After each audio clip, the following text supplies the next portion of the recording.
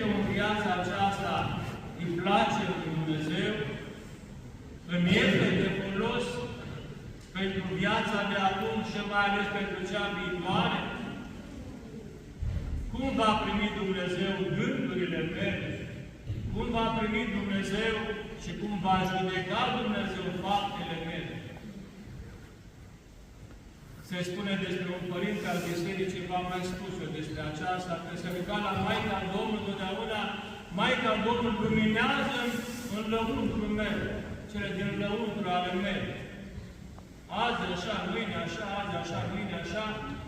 Și până la urmă i s-a arătat în Maica Domnului și a spus, dar de ce mă rogi aceasta?